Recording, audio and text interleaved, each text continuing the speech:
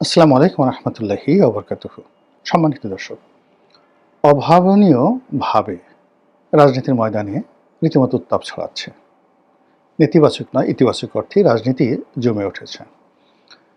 বিএনপির পক্ষ থেকে দলের চেয়ারম্যান জনাব তারেক রহমান সারা দেশ চষে বেড়াচ্ছেন এবং তিনি সবাইকে আশ্চর্য করে দিয়ে একটি রাতে প্রায় 18 ঘন্টা সময় নিয়ে সিলেট থেকে শুরু করে ব্রাহ্মণবাড়িয়া, নরসিংদী, কিশোরগঞ্জ বিভিন্ন এলাকাতে 9টি না 10টি জনসভা করেছেন এবং সারাটা রাত তার যারা ভক্তকুল, কর্মী, সমর্থক এবং নির্বাচনের ময়দানে যারা বিএনপির নেতাকর্মী, তারা সর্বস্ব শক্তি দিয়ে এই শীতের রাতে তাদের নেতার কথা শোনার জন্য অধীর আগ্রহে তারা সেই নির্বাচনী মাঠে উপস্থিত ছিল।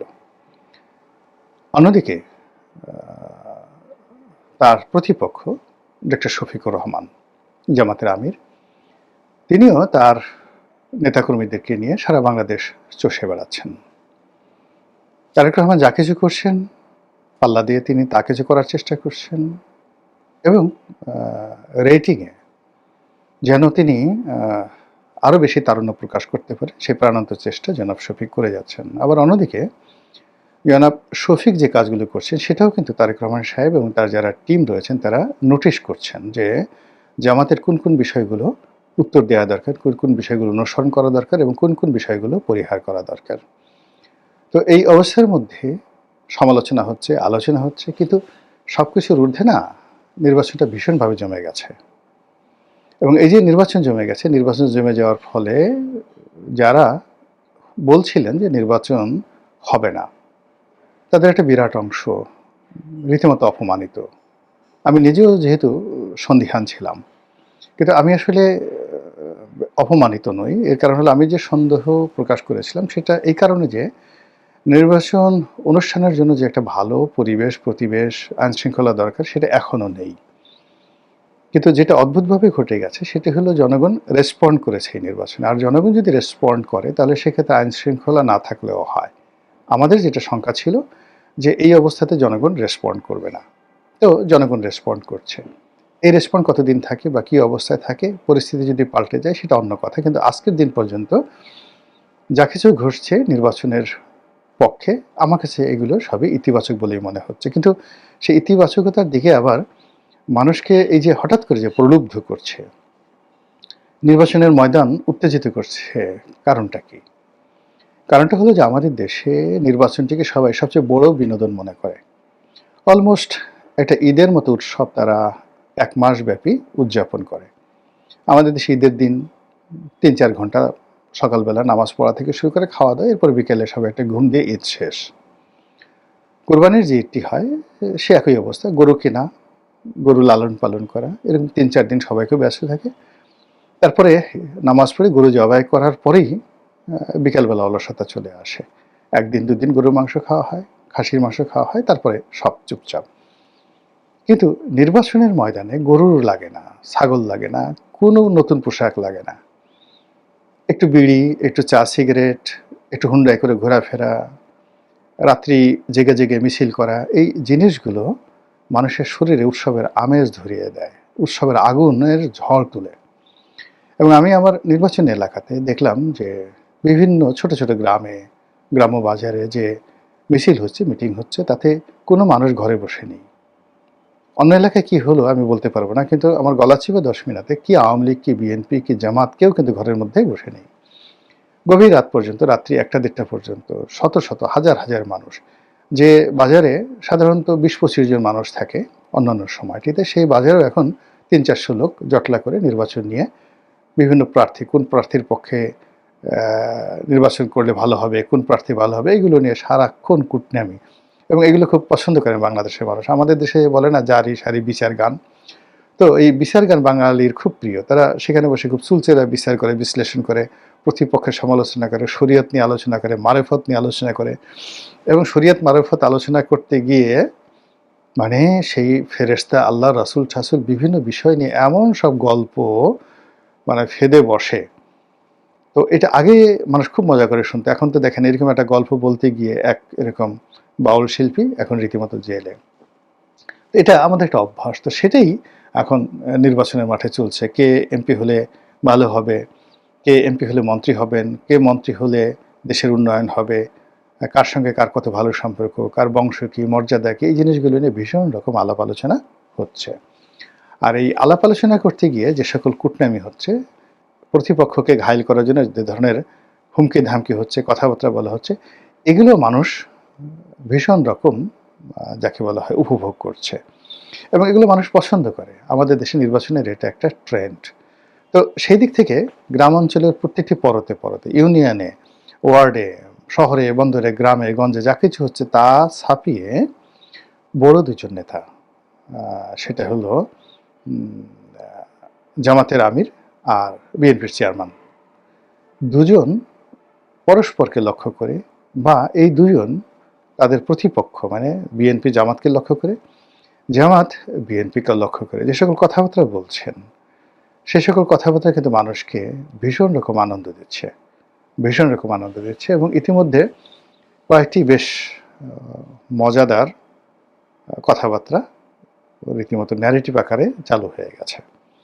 আর আমাদের সমাজে যুবকরা, তরুণরা যারা সাপোর্টার রয়েছেন, এখন ইদানিং এআই থেকে শুরু করে বিভিন্ন প্রযুক্তিতে এতটা আধুনিকতা তারা অর্জন করেছেন যে কোনো একটা নেতার কোনো একটা বক্তব্য দেওয়ার সঙ্গে সঙ্গে তারা এআই দিয়ে একটা ভিডিও তৈরি করে ফেলে, একটা অডিও ফুটেজ তৈরি করে ফেলে, একটা ন্যারেটিভ তৈরি করে ফেলে এবং এগুলো নিয়ে আবার যারা অবসর সময় মাঠে যেতে পারেন না, ফেসবুকে বসে বসে সারাক্ষণ ব্যস্ত থাকেন। এর মধ্যে জামাতের আমির, তিনি বয়স্ক মানুষ, মুরব্বী মানুষ, তো তিনি প্রতিপক্ষকে বলার চেষ্টা করছেন তারা বসন্তের কোকিল। তো বসন্তের কোকিল যে বসন্ত আসলে যেভাবে ডাকে, কু কু করে ডাকে, তো তিনি তার ওই পবিত্র জবান দিয়ে তিনি কু কু কু শব্দটা বলছেন, এটা লোকজন ভারী মজা পেয়েছে। তো তিনি এই কথা দ্বারা যেটা বোঝার চেষ্টা করেছেন, তারেক রহমান সাহেবকে টিপ্পনি কেটেছেন যে দেশে যখন বর্ষাকাল গেছে, মানে খারাপ সময় গেছে রাজনীতির, তখন তো তিনি লন্ডনে বসে থেকেছেন, বিপদের দিনে আসেননি, জামাতের আমিরের মতো জেলে যাননি, জামাতের আমিরের মতো কষ্ট করেনি। এখন নির্বাচনের মরশুম এসছে, ক্ষমতায় যাওয়ার একটা সুযোগ তৈরি হয়েছে, জোয়ার আসছে, আর সেই জোয়ারে পাল তোলার জন্য, হাল ধরার জন্য তিনি বাংলাদেশে এসেছেন। আর বাংলাদেশে এসে এখন তিনি কোকিলের কণ্ঠে কু কু কু কু করছেন। ভালো কথা। তো এই যে তিনি কুকু করছেন, সেটাকে আবার অনুকরণ করে ওই যে একটা গান আছে না, দুষ্টু কোকিল ডাকে রে কু কু কু, এরকম একটা গান আছে। তো পশ্চিমবঙ্গের যে নায়িকা, সেই নায়িকা প্রায় অর্ধুলঙ্গ পোশাক আশাক পরে, তার যে নিতম্ব এবং উরুসন্ধি এগুলো প্রদর্শনের জন্য সে বিভিন্ন রকম অঙ্গভঙ্গি করে যে নাচ করেছেন ওই দুষ্টু কোকিলের এই গানটি গেয়ে। তো এটার সঙ্গে জামাতের সেই বক্তব্যের একটা মিল ঘটিয়ে খ্যামটা নাচ দিয়ে বিভিন্ন তরুণ তরুণী নানা রকম ভিডিও রিল ছেড়ে দিয়েছে। ফলে দুষ্টু কোকিল এবং কোকিলের কুকু এখন নির্বাচনের ময়দানে বেশ আলোড়ন সৃষ্টি করেছে।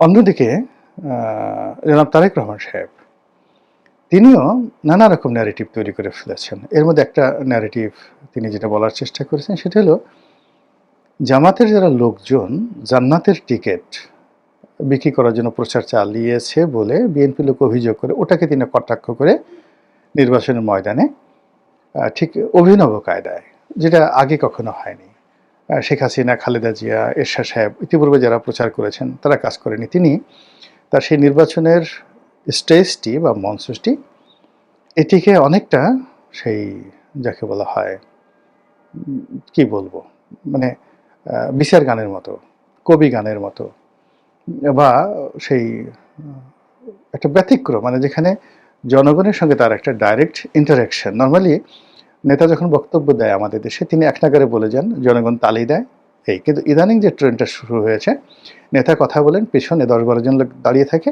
নেতা যাই বলুন পেছনে বলে ঠিক ঠিক ঠিক ঠিক, মাশাল্লাহ মাশাল্লাহ।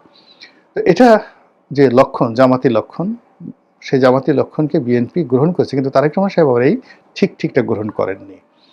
তিনি স্লোগান দেওয়া, হাতে তালি দেওয়া, তারপরে শেষে তার পিছনে 10-12 জন দাঁড়িয়ে তিনি যাই বলবেন পিছনে হাত তুলে বলবে ঠিক ঠিক ঠিক, এটাকে তিনি বাদ দিয়ে নতুন একটা ধারা চালু করেছেন। সেটা হলো জনগণের সঙ্গে ইন্টারাকশন।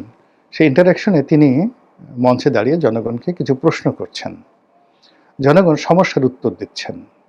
আচ্ছা, আবার তিনি জনগণকে প্রশ্ন করার জন্য কাউকে কাউকে মঞ্চে ডেকে আনছেন ভেরি স্মার্টলি, এবং এটা বাংলাদেশের রাজনীতি একেবারে নতুন। এটা ভালো মন্দ, সফলতা ব্যর্থতা পরে দেখা যাবে, কিন্তু এই মুহূর্তে এটি নিদারুণভাবে তোলপাড় শুরু করেছে। তো এইভাবে তিনি মঞ্চে ডেকে আনেন, অনেকের কথা শুনেন, তার অভাব শুনেন, অভিযোগ শুনেন, এবং ইনস্ট্যান্টলি তিনি তার সিদ্ধান্ত দিয়ে দেন।